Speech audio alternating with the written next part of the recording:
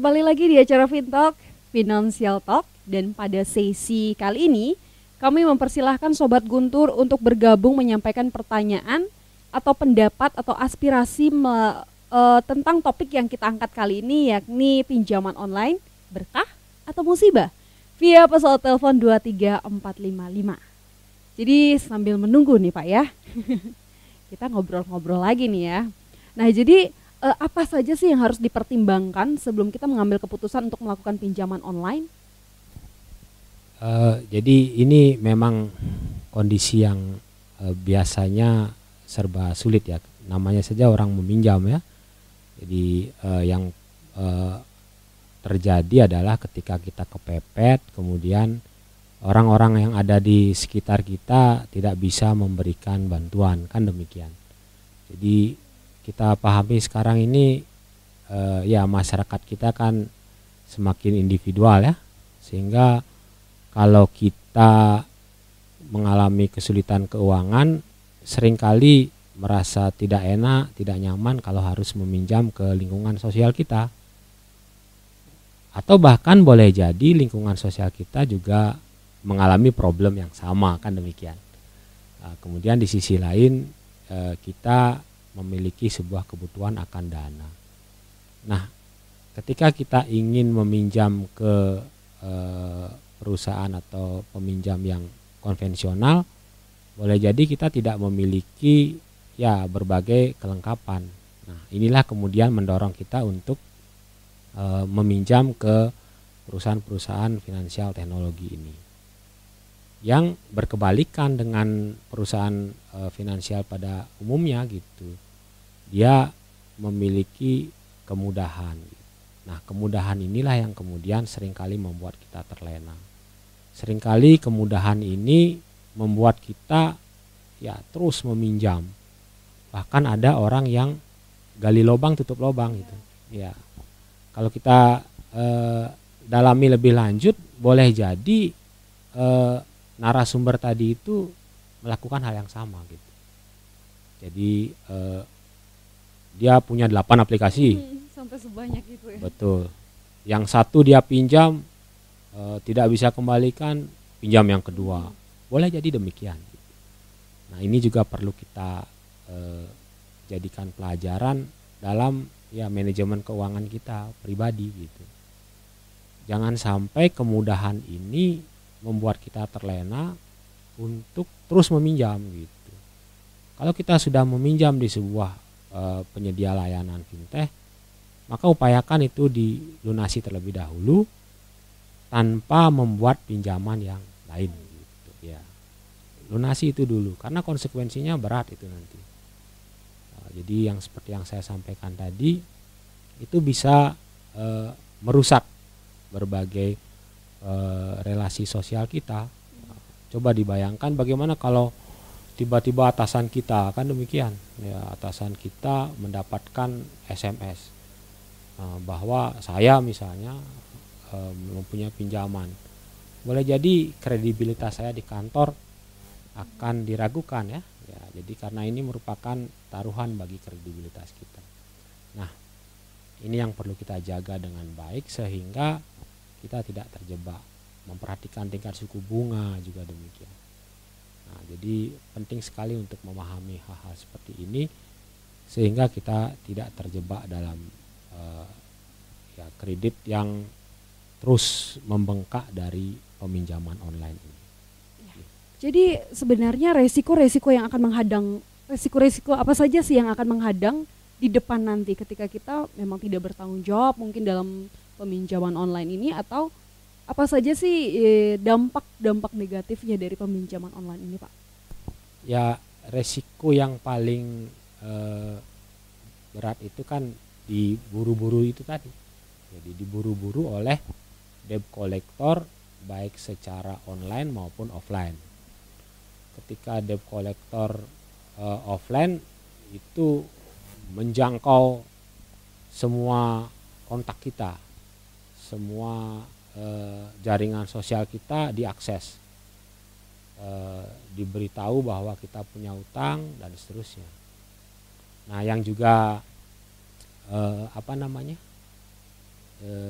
meresahkan adalah itu tadi, debt collector yang offline, debt collector yang menampakkan wajahnya langsung di hadapan kita. Gitu.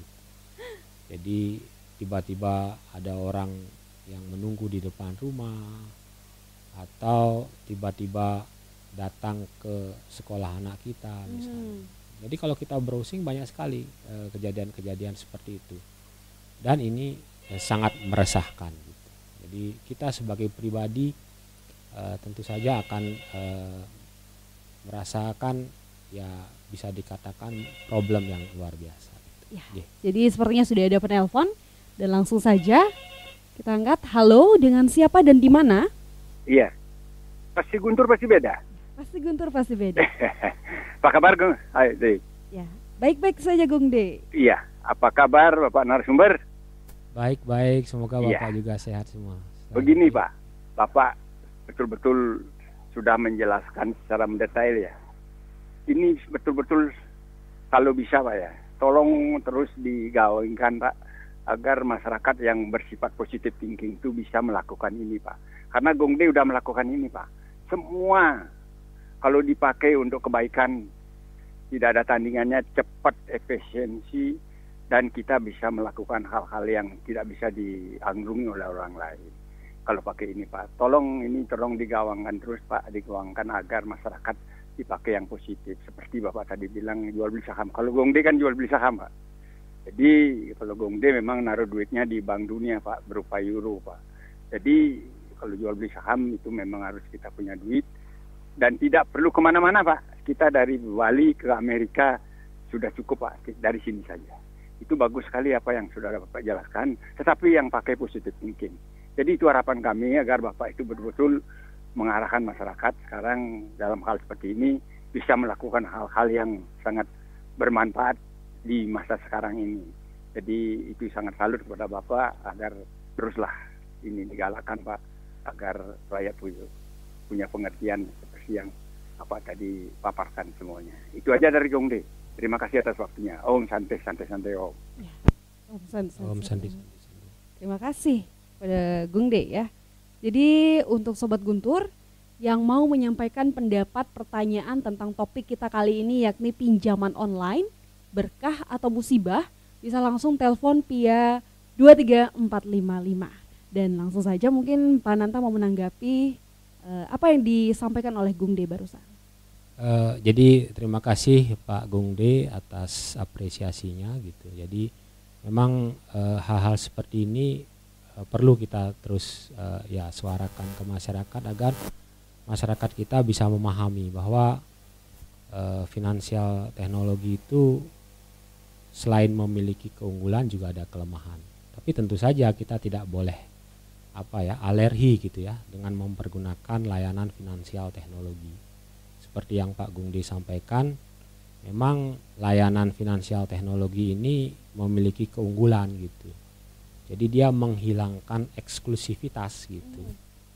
Dan bersifat atau menjadikan layanan finansial itu lebih egaliter gitu. Jadi kalau dulu orang yang berbisnis saham itu harus datang ke perusahaan sekuritas, bawa uang yang banyak kan gitu. Jadi hanya orang kaya yang bisa berbisnis saham. Nah, jadi kalau sekarang seperti Pak Gung De bisa lakukan di rumah gitu sambil santai-santai, ngopi dan seterusnya. Jadi tidak terbatas ruang dan waktu. Gitu. Jadi menghilangkan eksklusivitas dari praktek-praktek keuangan yang selama ini terjadi. Gak terbayang ketika saya menempuh bangku S1 itu tidak terbayang tentang saham. Belajar saham tapi tidak tahu persis yang kayak apa bentuknya gitu. Jadi tidak terbayang sama sekali. Nah, sekarang kondisinya berbeda. Jadi eksklusivitas itu hilang. Dan egaliter tadi. Kalau dulu kan hanya orang yang sangat berduit yang bisa melakukan berbagai transaksi di dunia finansial gitu.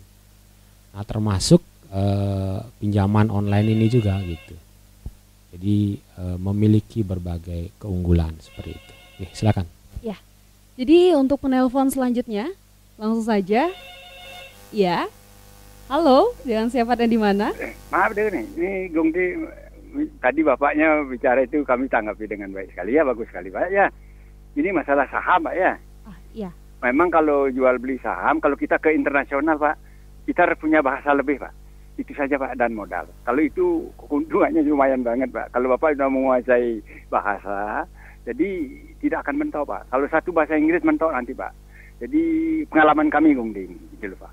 Jadi itu saja Bapak tadi menyinggung itu bagus sekali Pak. Itu mendatangkan kita bisa kerja dari rumah, kerja sendiri, untung sendiri, rugi sendiri. Bagus sekali Pak. Tidak punya bikin perusahaan karyawan. Jadi terima kasih Pak. Itu saja pendapatnya. Ya, terima kasih Gongdi untuk tanggapannya ya. Iya, betul sekali. Ya Pak, jadi barusan saja ada yang mengirim pesan karena memang ada gangguan di teleponnya Ibu Dewi ya di sini. Jadi Bu Dewi dari Sambangan bertanya apa saja yang menjadi bahan pertimbangan karena begitu banyak ada aplikasi-aplikasi yang bertebaran. Nah, gimana biar kita tahu apakah aplikasi ini legal atau tidak?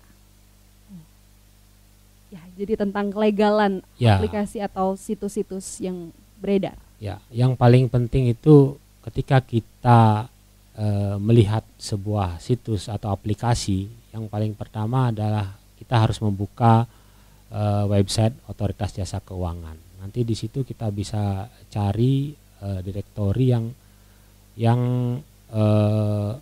menyatakan daftar atau tabel dari perusahaan finansial teknologi yang legal atau terdaftar di OJK gitu.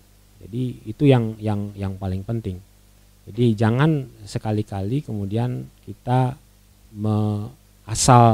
asal mengunduh aplikasi, asal melakukan pinjaman kepada perusahaan finansial teknologi seperti ini. Sebelum kita melihat keabsahannya dengan melihat website Otoritas Jasa Keuangan sebagai pihak yang memiliki otoritas untuk mengawasi perusahaan-perusahaan seperti ini.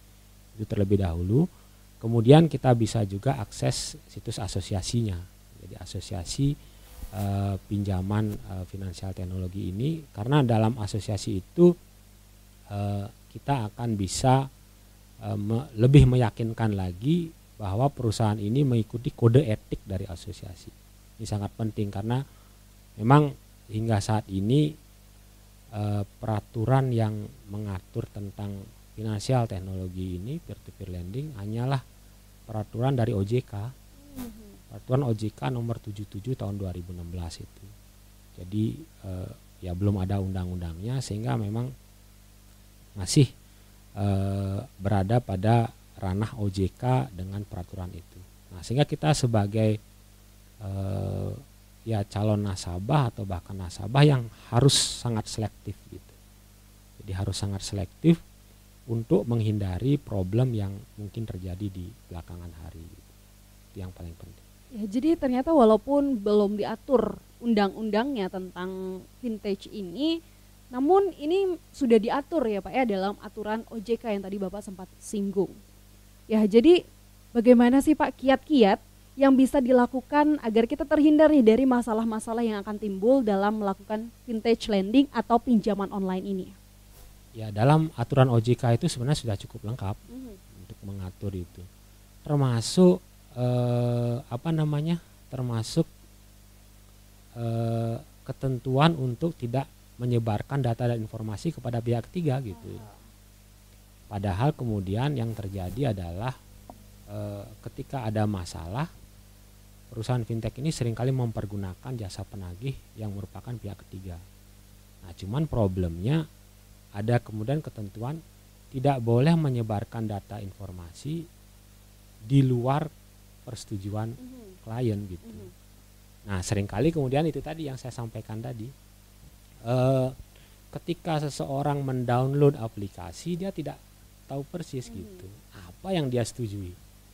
Boleh jadi salah satu item itu adalah memberikan kewenangan kepada perusahaan untuk menyebar atau menyimpan database untuk disebarkan pada pihak ketiga. Tidak kita baca, langsung disetujui. Nah, ini penting sekali. Oke, silakan. Selanjutnya ada penelpon dan langsung saja ya. Halo, dengan siapa dan di mana? Selamat pagi. Ya, selamat pagi. Ya, saya dengan Bu Putu dari Penataran.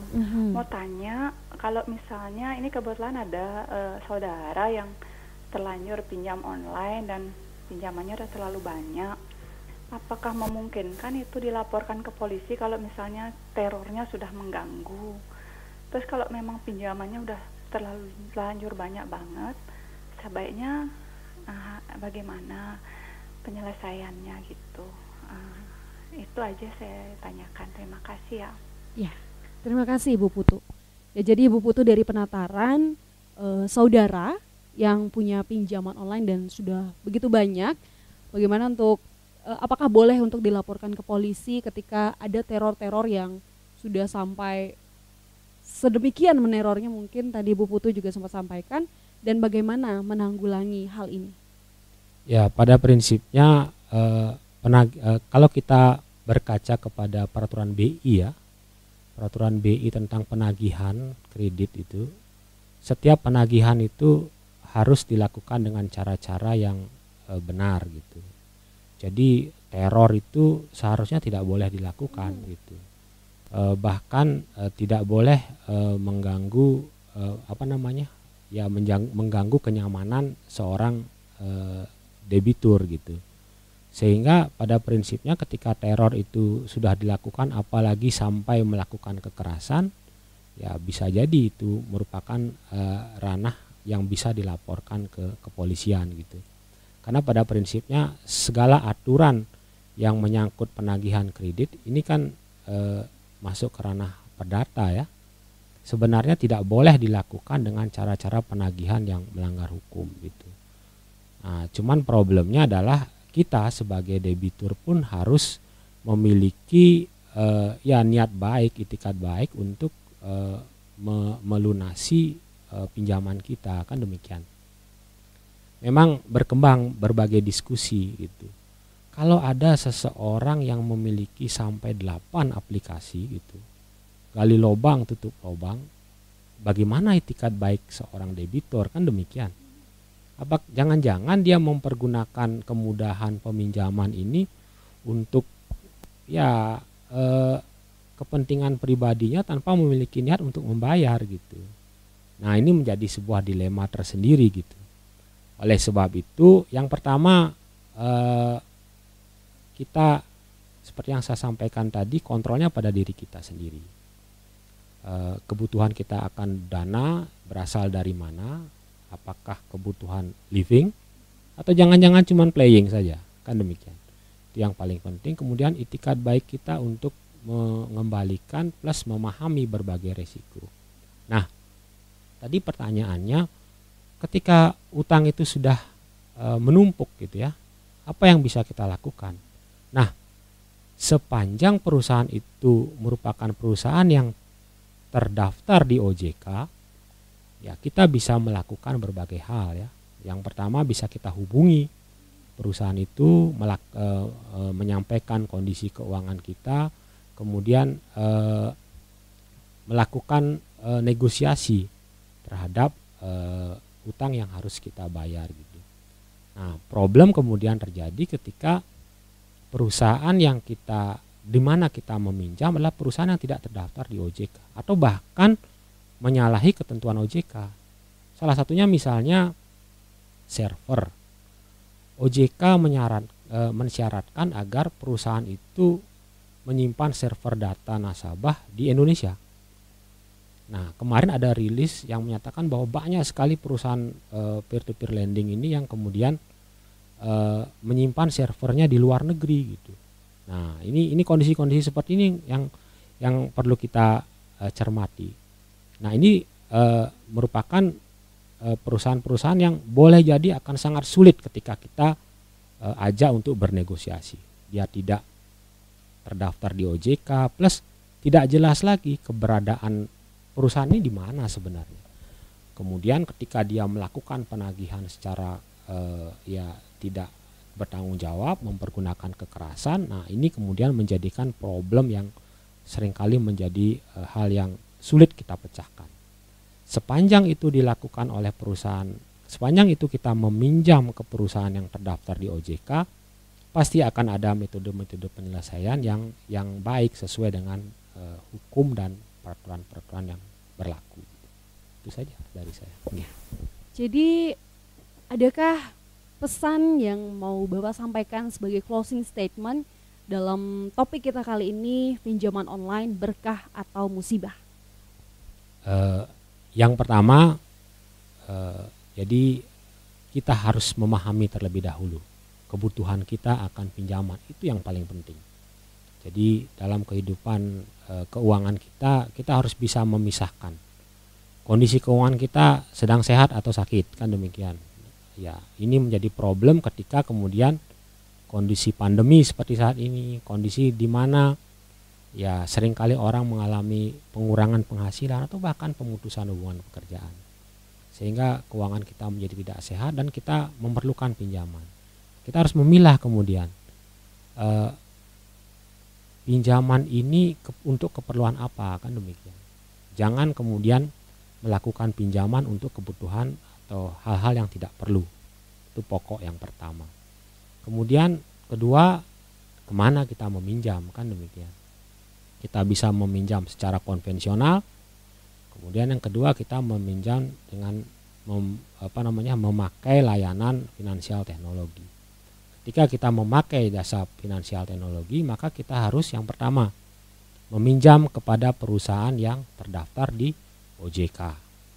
Kemudian yang kedua, mengetahui hak dan kewajiban kita, memperhatikan tingkat suku bunga, kan demikian. Kemudian memahami juga biaya-biaya yang mungkin muncul ketika kita melunasi lebih awal dan seterusnya. Nah, jika semua hal ini bisa kita perhatikan dengan baik, maka saya yakin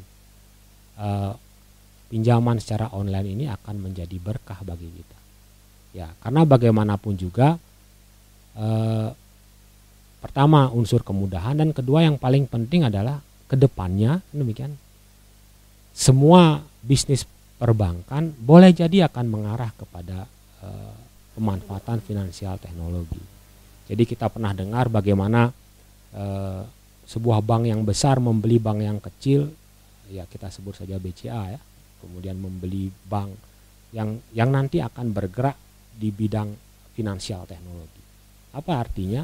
Kita bisa lihat bahwa kedepannya perusahaan itu akan perbankan konvensional pun nanti akan beralih kepada perusahaan-perusahaan atau menggeluti bisnis finansial teknologi.